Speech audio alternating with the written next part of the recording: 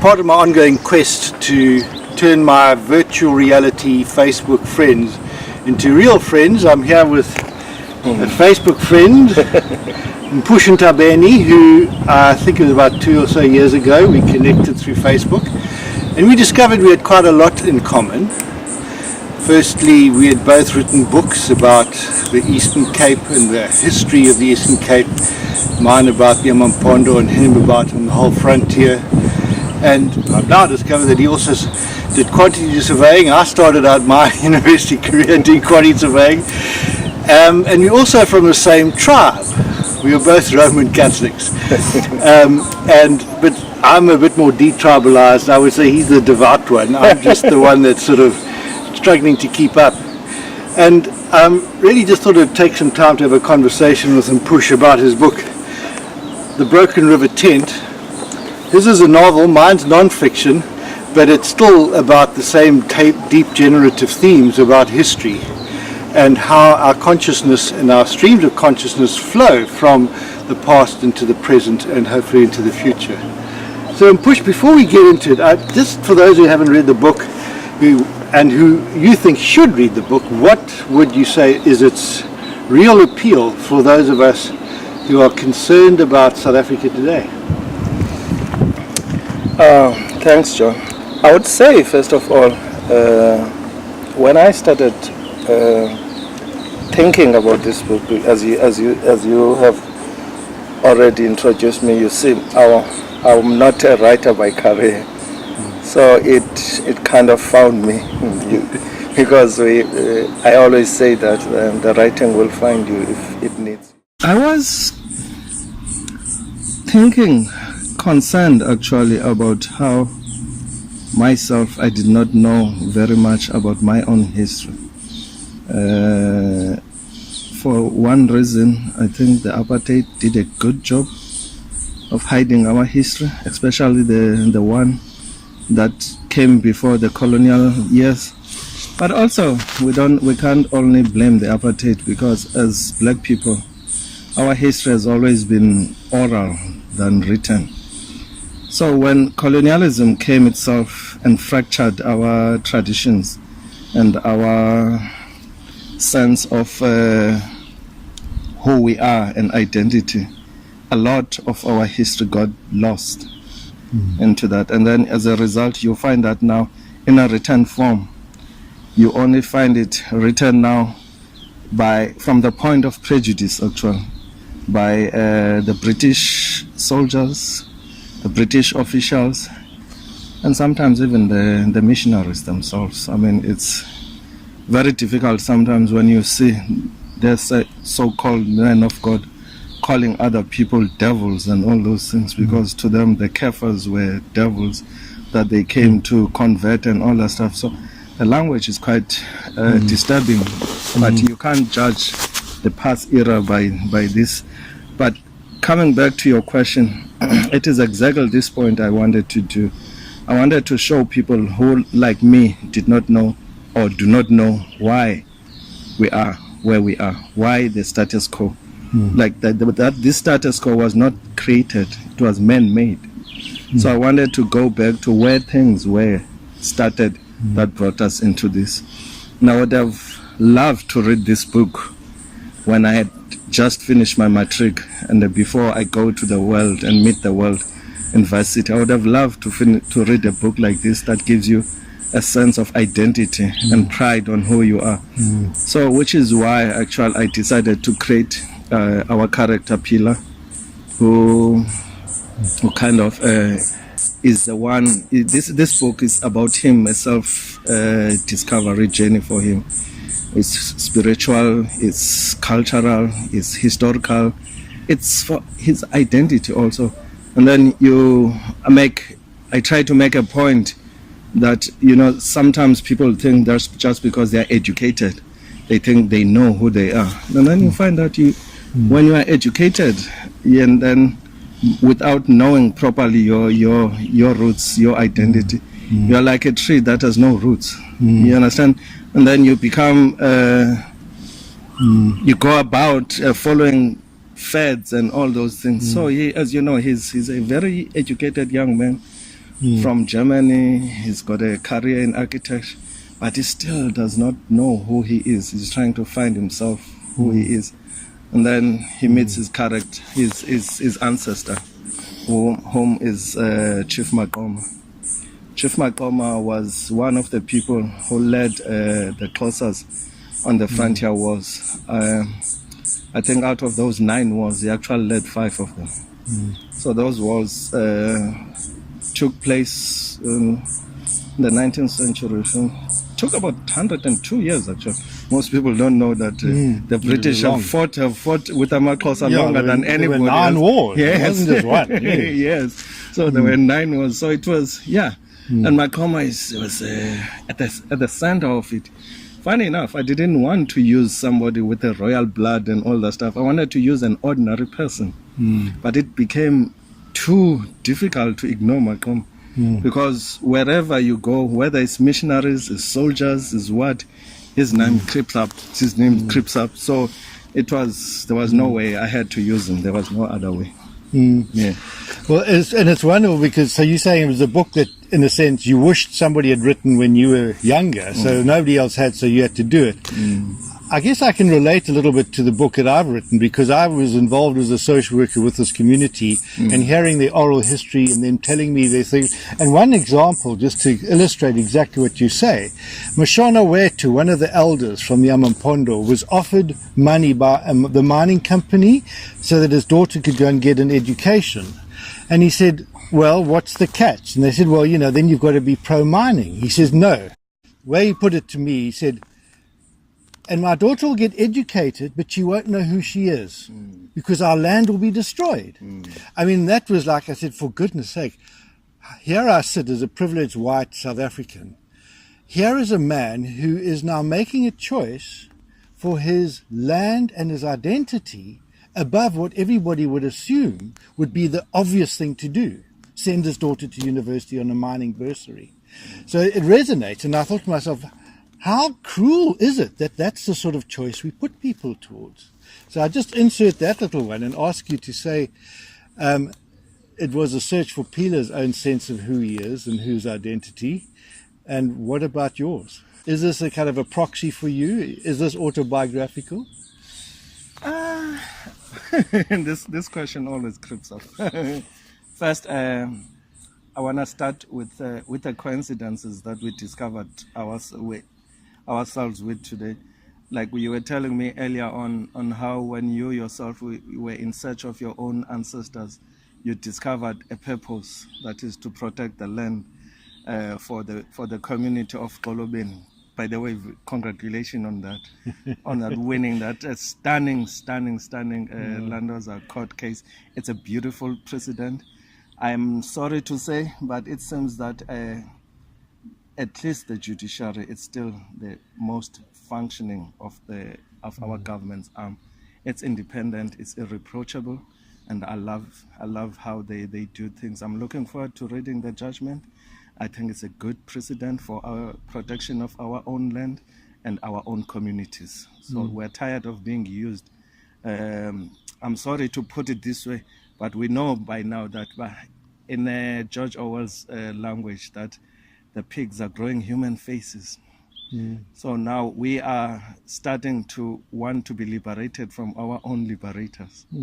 But that's a story for another time. We're talking about history, not the present or the future. But these are obviously entwined. Obviously entwined all the time. And as you know, in both of our books, the land issue is at the center of it. Because most people don't even know that actually Maqoma was one of the chiefs that was very pro-Western civilization. He took his children to be educated in the schools here in Cape Town. He wanted to learn from the irrigation ways that the white people the settlers had come with, because Maqoma was a very intelligent man. He could see, for instance, that by each year, from harvest to harvest, the granaries did not make it the cycle. So he kept telling his people that we need to find new ways of plowing, because the harvest we do, it falls short for each cycle. So these people have come with a brilliant way of plowing boosting fields. production. You understand, boosting production. But he had a lot of resistance.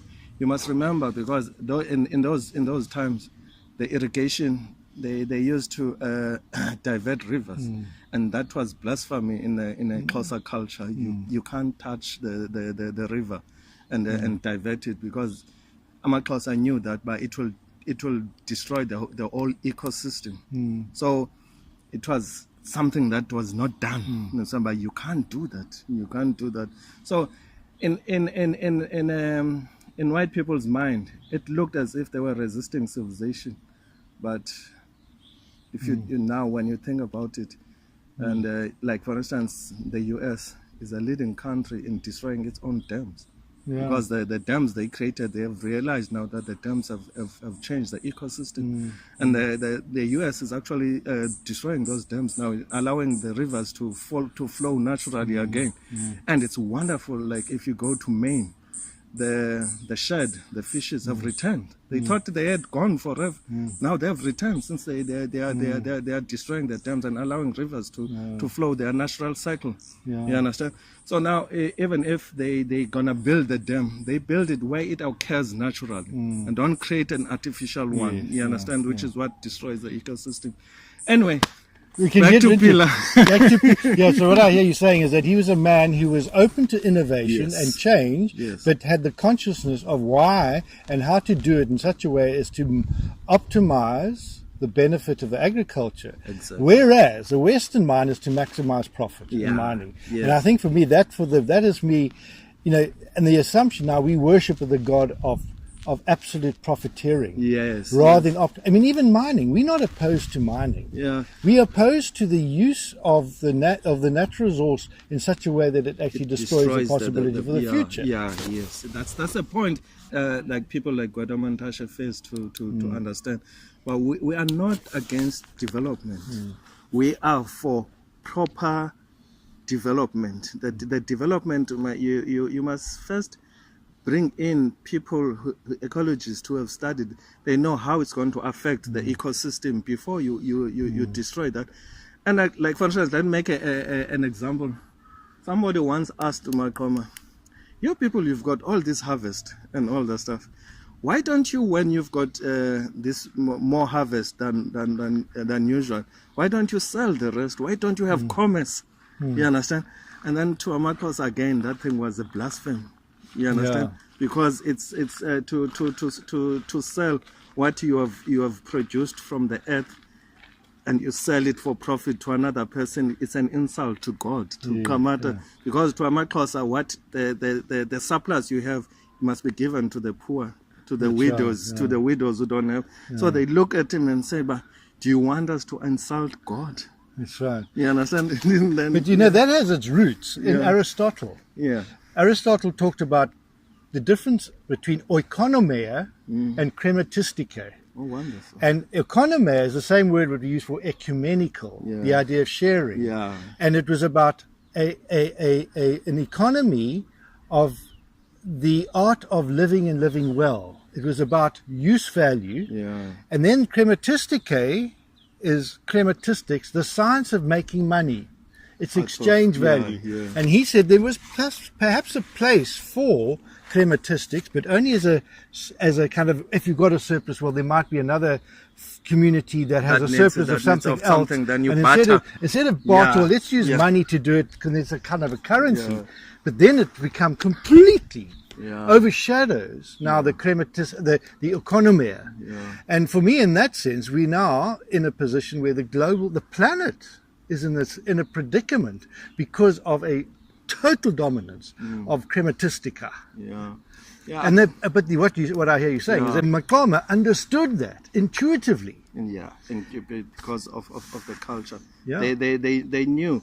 They might not explain it scientifically, but they knew if you do that, they say things change. They would call the ancestors would not be happy with you. But that basically in Xhosa lingo meant that you are interfering with the ecosystem. You understand? So that's why they would call it because to them, the ecosystem, the ancestors were in control of that. Exactly. You understand? Phila, I mean, it's the wonderful thing is you in our community here in Constantia, we're supposed to meet at the church. You see what they do now? We're back to that bartering system. I think we are moving away from the currency thing. So in Constantia, you'll find out now people who they keep their own hens to lay eggs and all that stuff, and those who have surplus eggs exchanged with those who have fruit. You understand? This is what we're doing In Constantia? now. Yeah, And this we've got a upmarket Facebook suburb. Yes, we've got a Facebook. We've got a Facebook. So they're doing exactly what the we do Amampondo that. do on the Wild Coast. What the Makosa used to do. If you have a surplus on something else, butter it to somebody else, and then they can give you something you don't have. You that's understand? wonderful. So I can give you milk, and then somebody will give me fruit, and then somebody will give me butter. Yeah. And then you get fruit produce. Instead of having the stuff go off and rot Yeah. in the blinking Yeah. larder because and you then can't use it. everything is fresh fruit Exactly. because you know it's grown organically, and then other people are doing honey and all that stuff. But let's go back to Phila. the Get question, with the Phila. question you Yeah, is he a proxy is for it you? is it no actually this question always creeps up. I don't think when you're writing fiction it is possible not to donate your own experiences on your characters. So somehow you do donate it, you understand? But also that does not mean that Phila is autofiction. Phila is fiction. The balance, say the truth ratio between him and myself, my life, I don't know, perhaps 60-40? I don't know, you understand? But when you know what they say, when you write fiction, even when you write fiction, you must always write about things you know or things you wish to know so that you yourselves can research more, you understand? So I wrote from my personal experiences, writing about the historical experiences of my people during the Frontier War era, which is because I wanted to investigate that period and learn about it so that I can understand why we are where we are now. So that's basically that. This African writer, Ben Okri, was for me the huge inspiration when I read that one quote of his where he says, "Stories are the secret reservoir of values." If you change the stories that people and nations, he says, tell themselves, you change the people and nations. If you tell yourself stories that are lies, you will have to suffer the future consequences of those lies. If you tell yourself stories that confront your own truth, you will free your history for future flowerings. Now, isn't that a beautiful thing? Wow. And implied in that are kind of two questions, and I'm asking you, in that story that you tell, what are the lies that you're trying to confront or kind of exorcise? Because as I read the book, I can see that you are trying to free our history for future flowerings. Say a bit about the book as that, and framed as that. Yeah. Wow, first of all, beautiful quote you've just done. When I get home, I'm going to Google it. I love Ben Okri. He's pacey, he's intellectual, he's good. He's one of my heroes and all that. I mean, literature heroes. The thing about history, especially our history, I suppose all history, it's always written from the point of view of the victors. You see, because I said earlier on, you find this history on the British official books, and you know, the Victorians had this tendency of writing journals. So there's a lot of journals that they wrote about the soldiers in particular and the missionaries. And for a novelist, that's mine. When you get the journals and then you get the tonality of the times, how they spoke. It's very challenging at the beginning, but at some stage, if you don't personalize it too much, because the book did take a lot from me, psychologically, intellectually, and all that stuff. But then, if you get to the point whereby you don't personalize it too much, and then you look at it as a kind of what happened, you understand? Though for me, as I told you, that the history is very personal. The interesting thing about history is that even when the so-called facts are being written, they are being interpreted by somebody. You understand? So, which is why even when sometimes we look at the same incident and then we interpret it differently, because you interpret it from your own point of view. Yeah, and your confirmation bias. The confirmation bias is always there. Yeah, so you find all points of views about this history, but the only one that was lacking, I mean the written one, is the point of view of the Xhosas.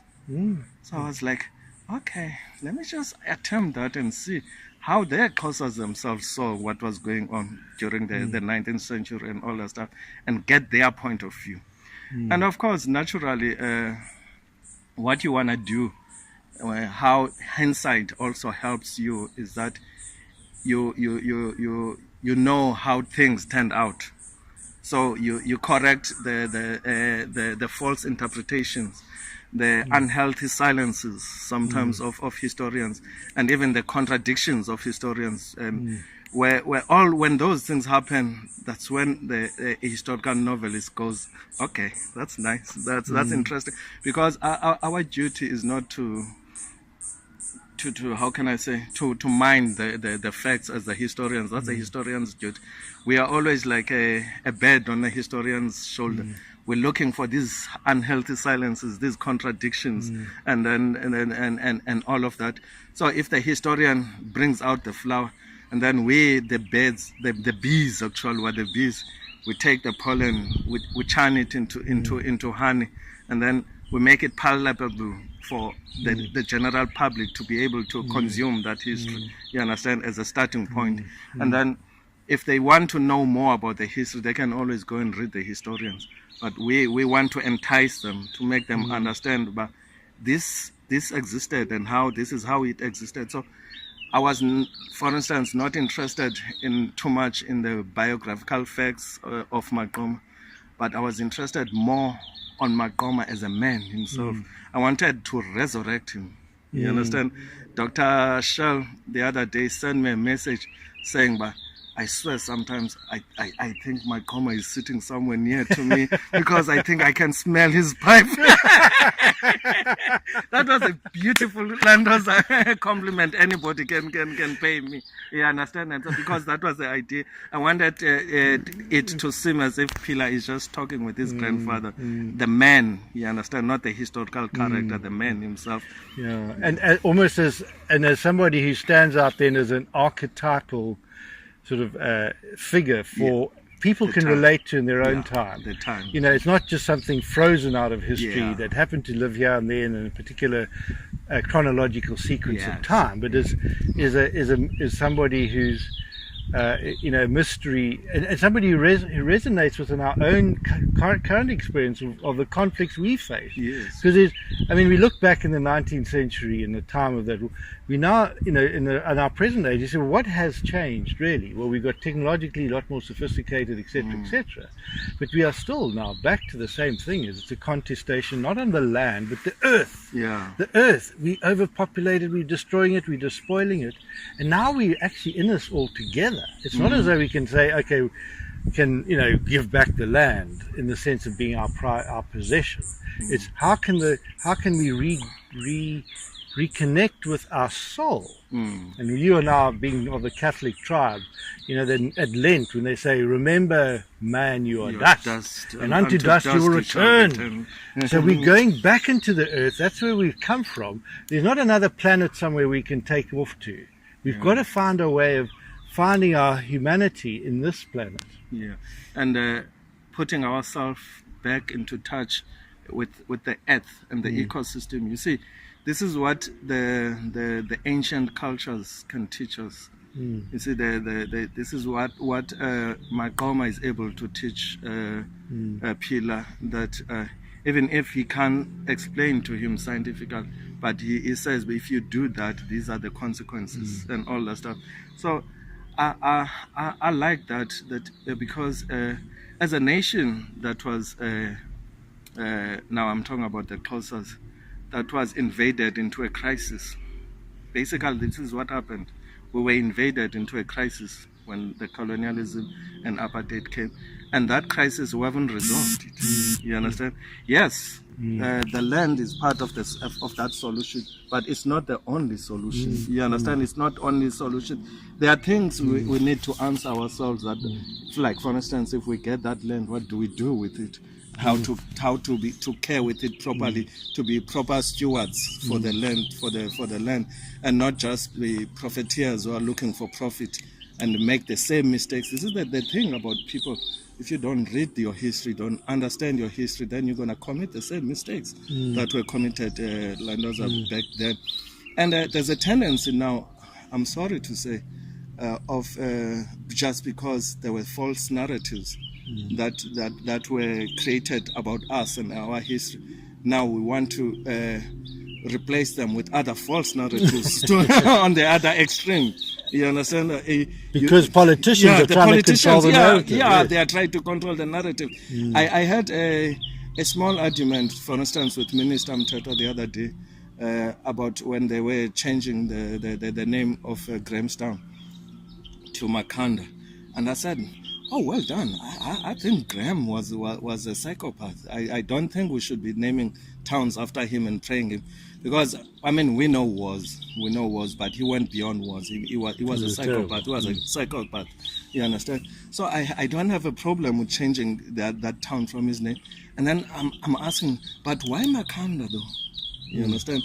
Because I don't understand this concept of Makhanda being a hero, they say. You understand?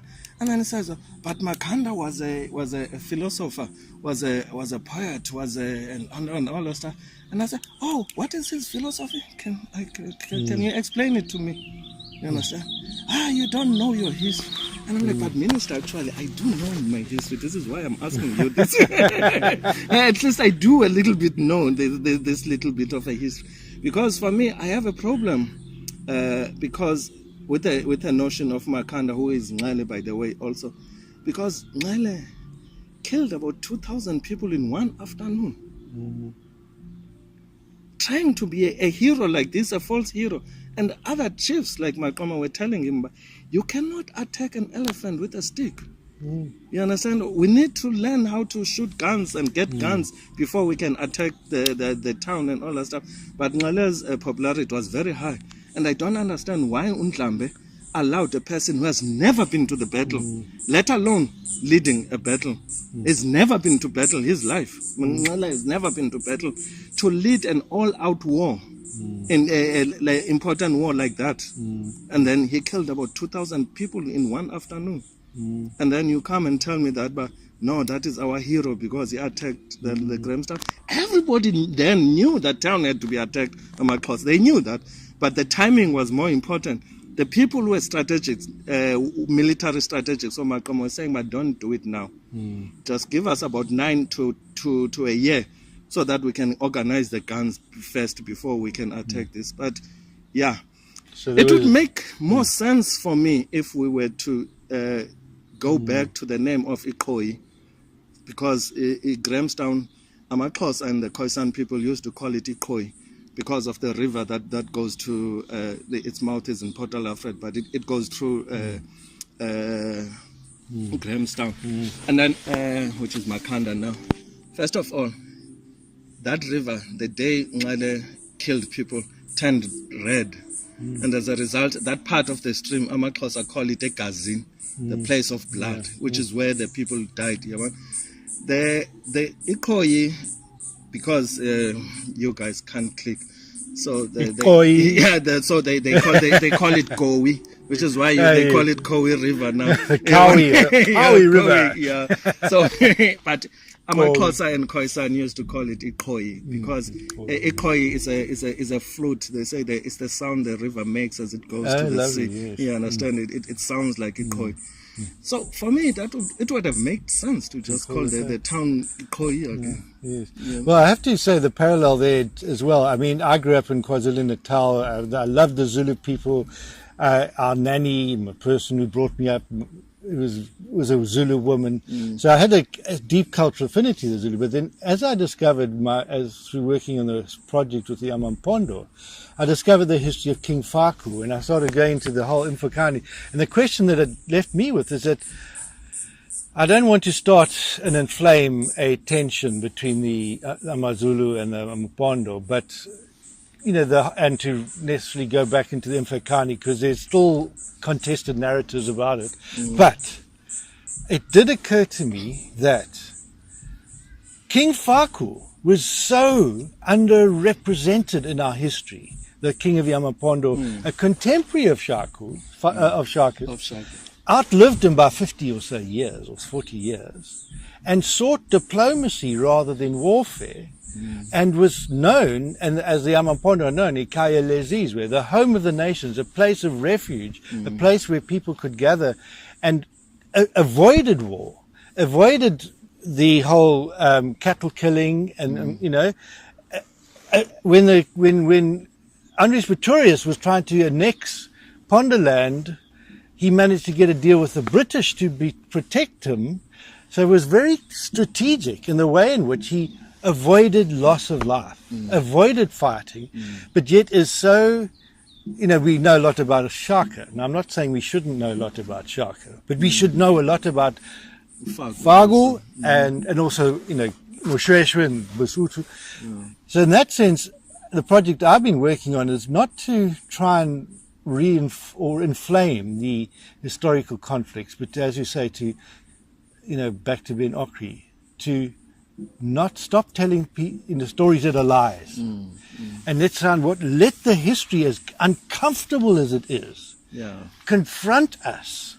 And in that sense, and that's where, from a spiritual point of view, to almost atone for it, and seek a redemptive aspect to it, in true reconciliation. And because it's about the earth, and we're all going back there anyway. We're not going back to England or some colonial power. We've got to find our place here.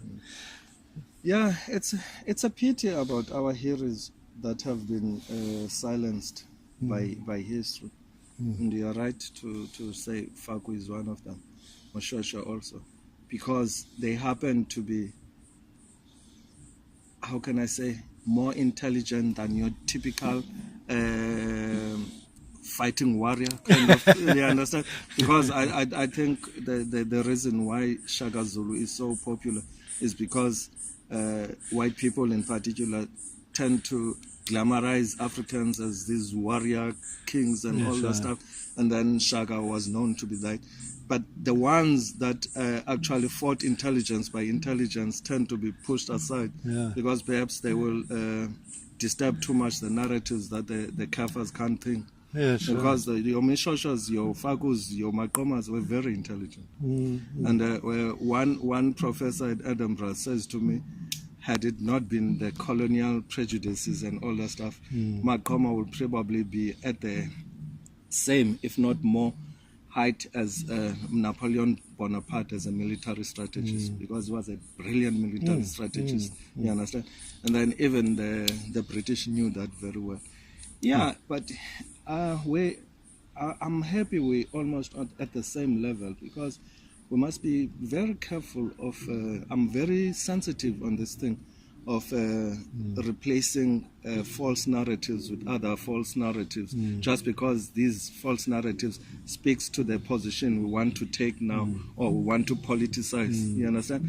I like what you're saying. Let the truth stand on its own, uncomfortable as it is, because the truth, the thing about it is that it speaks to the human condition, which is why these things are so relative even to us now, because especially the literature is about, for me, it's about speaking from the human condition.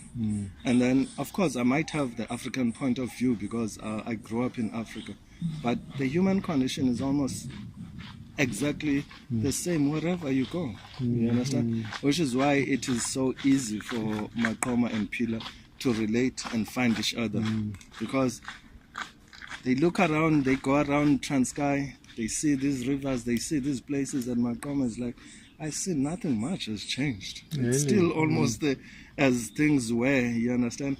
We still haven't resolved this big problem. We still haven't resolved much, you understand? And I love how, because the idea was for Phila to learn himself, you understand, a true Maqoma.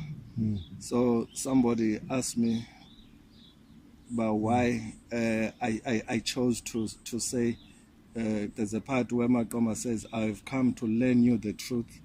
It says, "But why did you choose that phrase? Not say teach you the truth?" And I said, "That's because there's this break between the English and the Xhosa in understanding. I want to say that in Xhosa, but in English." Yes. You understand that transculturate, not just translate. Not just translate. Yeah, exactly. The metaphorical. That's the word transculturate. So I'm saying, but in Xhosa, that's exactly how you would see. So I'm trying to take you out of the English version that you know, so that you understand a Xhosa person is how you will talk about it. You will say, "I will learn you the truth." That's right. You understand? And what I like about that is that somebody said there's no such thing as teaching. Yeah. There's only learning. Yes. A teacher can teach, but there's nothing's taught unless it's learned. And so it's about the receptivity of the person to say, "Aha, now I understand." Exactly. Rather than, "Or I've got this knowledge. Yeah. I've got this. I can now kind of bank this knowledge into my head." No, it's not about that. It's about a holistic embracing of that truth and how it merges with your own truth. Yeah, exactly. And about truth, I mean, that's why that's saying the scriptures where Jesus says, "And the truth will set you free." Yeah. But first, it's going to make you miserable. That's how Richard Raw puts it. That is how it is supposed to be. And then one of my church people says to me, "Oh, this is a very important book, but by God, it's also a very, very, very uncomfortable book." And I said, "Thank you, because that's the whole idea." It's worked. Yeah, it worked. Success at last. I've made them uncomfortable. I don't want you to be uncomfortable. comfortable. Because I want us to be uncomfortable on the false positions we're on. You understand? To know that. But all along, I thought this is how things are. But I'm sitting on a false position. So that's how it is. And then somebody says to me, and this one is a professor of Russian literature, funny enough. He says to me, "Oh, I loved your book, but it was such a toil to learn all those names, unfamiliar names for me. You understand, to follow them." And then he says, "But I had to write them down and all that stuff." And then I say to him, "But you are a professor of Russian literature. Did you have to write all those names Tolstoy talk about and all? Because I'm sure they are not familiar to you as an Englishman."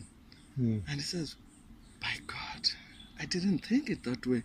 And I said, "But you see how these prejudices are inbuilt into us. It feels it's unnecessary work to learn Xhosa names." Is a Russian Landoza professor who has had to learn far more difficult names, because Russians' names are very difficult. Are very difficult.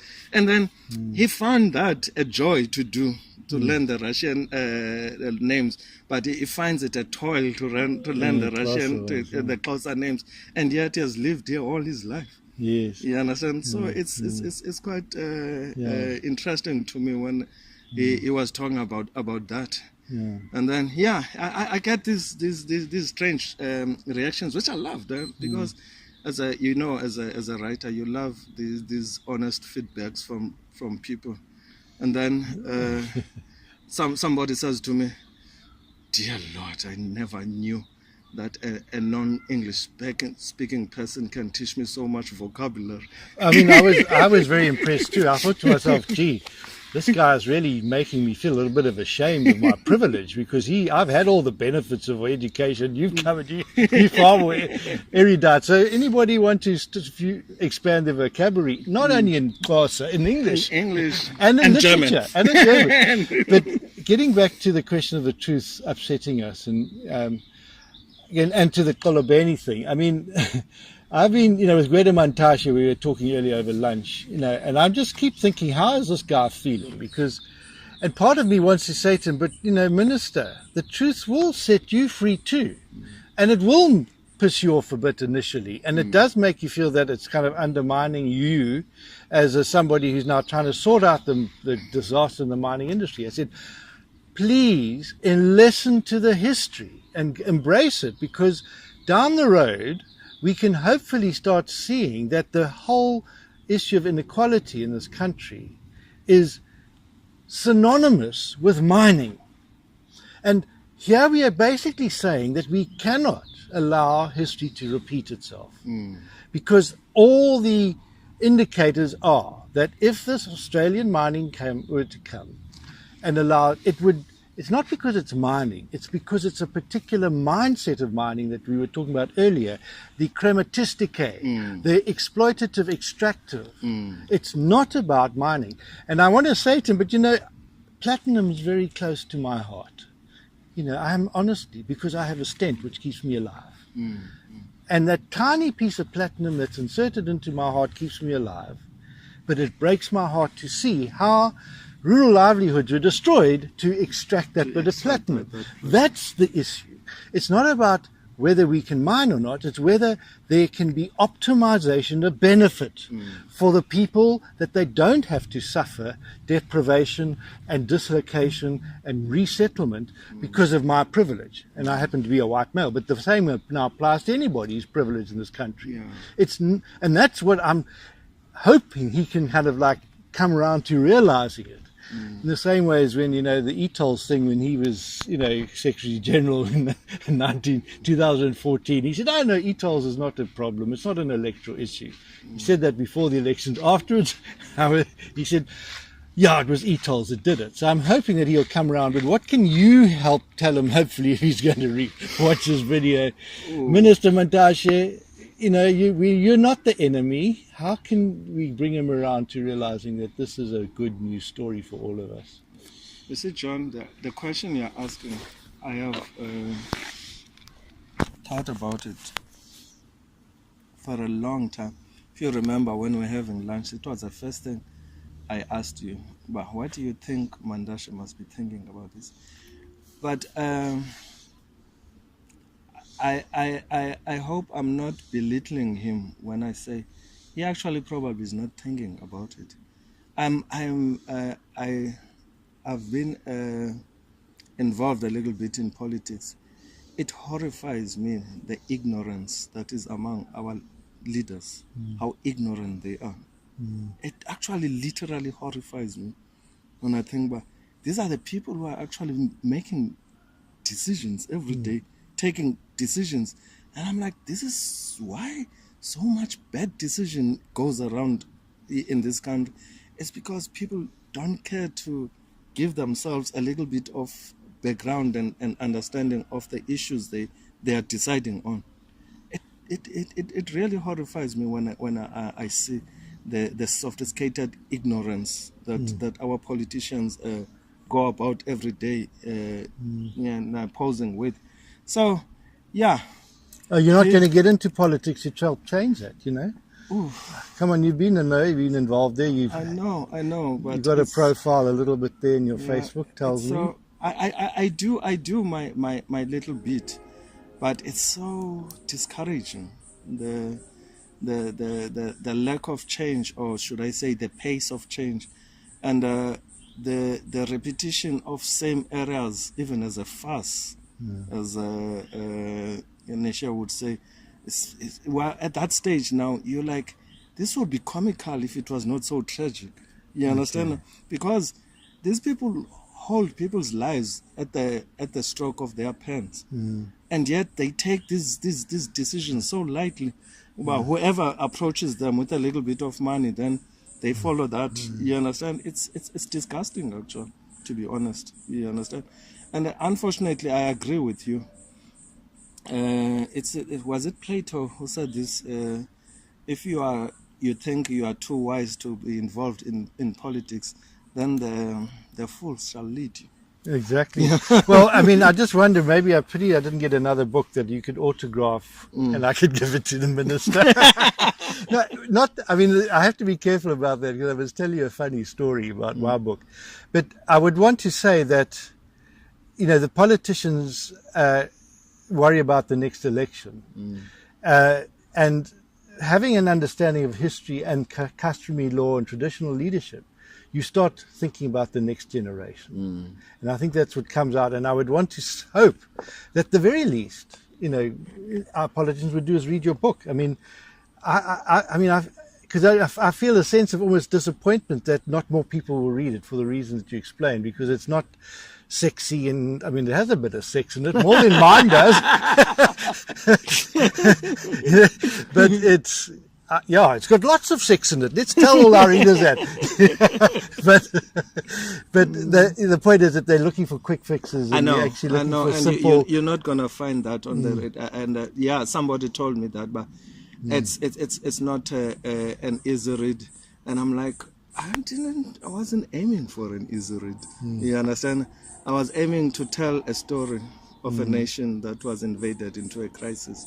And if I've done that in a way that is accessible to other people, and then she was like, but that's the problem. It's so difficult. And I said, I don't think it's difficult. It's just that you are used to, like the other day, she was saying to me, I thought I would finish it in 2 or 3 nights, and I'm like, you can't do that. No, it's not the kind of book you can do like wait. Yes, you can read it just as a story, perhaps, and then the compliments I get from other people are those who say, "But I read it first as a story. It's beautiful written. Now I'm rereading it to understand it." That's exactly what I want to do. To understand. And I want to try and make another time to read and talk about it from that point of understanding. What last point I want to make is to say that, were you conscious of Joseph Campbell's monomyth about the hero's journey in structuring your novel? Because it does follow that pattern, and I want to know if it was conscious or whether it was like, well, that's the way stories are. These are kind of readers like you that I love, because you pick up the things I'm trying to do without me telling you. Yes. You understand? You look at that, you've picked up. And then somebody said to me the other day, I knew when you mentioned the betrayers, and I'm like, why is this guy so Eurocentric? You understand? He's always mentioning these European Western philosophers. And I'm like, first of all, I'm interested in the human condition. But second of all, if you take a little bit of time, especially now in the Google age, and Google the name Boethius, who was a Roman philosopher, you would understand that Boethius was a man who fell from grace, basically, because he was an advisor to a Roman emperor.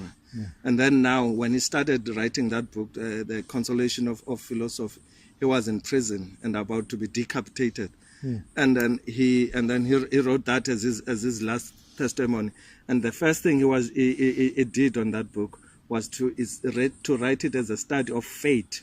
They called it then, the Romans, but how a man, the faith, but if you can ever resist your own fate, they used to say. And the thing about Maqoma is exactly that. From being a chief to dying a lonely death in an island or on your own. You understand? Same experience that Boethius had. And the same experience they write about, he is teaching Phila, is the process, the cycle of history, how it goes. It pins like that as a spring, you understand? But this is how history repeats itself, you understand? So a reader that is a very careful reader would have picked that up, but I'm not trying to impress you that I've read for the physical intellectual people, you understand? I'm trying to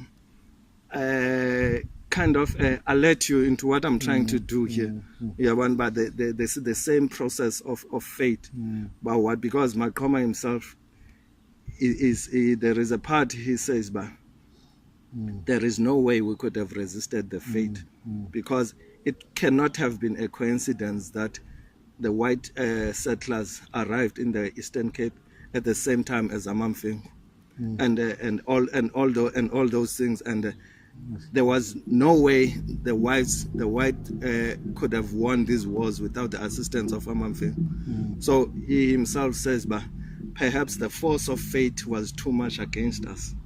Because even if when you get into this notion of a non-Xhosa syndrome, you understand, when Amaxhosa were killing their cattle, because according to history, the historians then they said, but Amaxhosa says, but the cattle they will rise again healthy, and all that stuff, and the white people will be chased to the sea. AmaXhosa were not that foolish. First of all, the cattle were dying of rinderpest. You understand? And they knew that, but once one cattle is contaminated, it contaminates the whole crowd. So you must just kill the whole crowd so that the disease doesn't spread. You understand? Which is the reason why they were killing the cattle. You understand? And then now, if you, like me, who are spiritual people, who believe in God, who don't believe in coincidences, you ask yourselves, but how coincidental could this all happen that way at that time? Because the cattle were and are still at the center of the Xhosa feeding themselves, because the Xhosas did not lose to the British only by wars. They lost to the British when they lost their food security. When they lost their food security, they couldn't fight anymore back. We must talk some more about it, because once you've read my book and I've read your book a second time, because I also deal with non-Ngqos and that whole thing and try and give another interpretation that's more helpful than the conventional narrative, which is very binary. And we're hearing a noise in the background. That's Claire Johnson and Mango Groove are going to be playing tonight, and I'm going to be interviewing her next. We're going to be watching that also. Because Claire Johnson has been supporting the whole Amadiba struggle. But I want to just finish with this funny story about Desmond Tutu. When I approached him, Archbishop Tutu, to give a kind of a blurb for my book. So I sent it to him and I said, Archbishop, won't you just, he said, well, what do you think I should say? And it was just at that time where President Jacob Zuma had been shown to have not read anything and never read. So I suggested, and he is on the front cover of my book, with next to Cecil John Rhodes, because my whole argument of my book is that there was about the corruption and intoxication of power. But Desmond says, okay, what do you want me to say? So I said, well, how about if there's one book that Jacob Zuma should read, it's this one. So he says to me, no, John, he says, when I was younger, maybe I would have said something like that. But, he says, it's a little bit acerbic. He says, that you catch more flies with honey than with vinegar. So I said, oh, Archbishop, does that mean I've got to go and squeeze all the vinegar out of my book? Anyway, I did. I went back and I took his point, and he said a very nice thing instead of what I originally said, talking about exactly the Ben Okri idea of embracing history so that it doesn't invade in the future. But the funny thing was, one of my readers, when she read the book, and she didn't know that I was being sued for defamation for some of the things I've written in the book, which of course is what happens if you write non-fiction. You can't disguise anybody. You've got to be factual. But anyway, she didn't know that I'd been sued by Mark Caruso for defamation. And she said, John, I loved your book. It was complicated, but I could see it was written in great love. So I thought that was a great tribute to Desmond Tutu, because I had tried to be as loving as I could. And she had seen it. And she said, when's the next one coming? So I said, and I laughed. I said, well, I'm stuck now because I've been sued by one of the characters in the book for defamation. I'm wanting to see the end of that story, and then I will tell it, because my book's supposed to have a sequel. So it's that whole point about saying, well, at least somebody has read my book and thinks I'm important enough to kind of thing. So I share that with you because, of course, I don't want Minister Mantashe to get the idea that we are smarter than thou, or holier than thou. We're just wanting to say we want our politics to be redemptive. Yes. We want our politics to really be arise out of the constitutional values, rather than the sort of kind of venal interests that were so much part of the colonial and apartheid era. And we want our leaders to take time and think about the decisions they are making, because the decisions that you as leaders are making affect people's lives directly. So don't take lightly these things, you understand? Because you hold the fate of the whole communities in your hands. And yes, I agree, we also are just struggling like humans, like anybody else.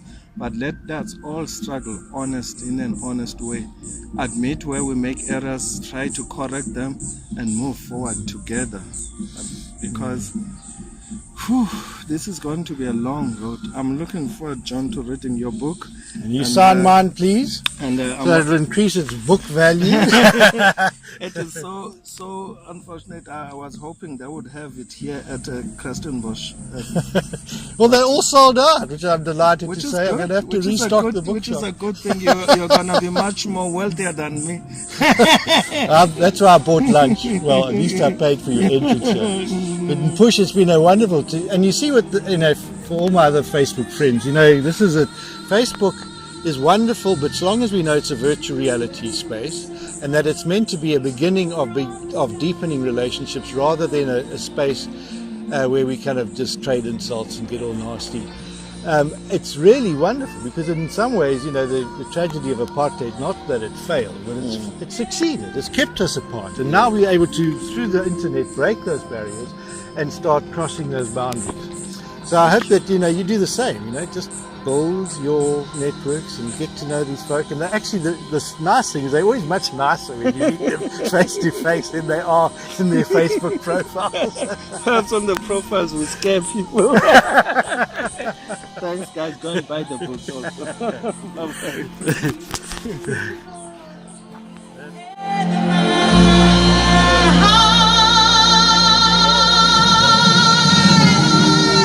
There's a special star that shines in the evening in your eyes.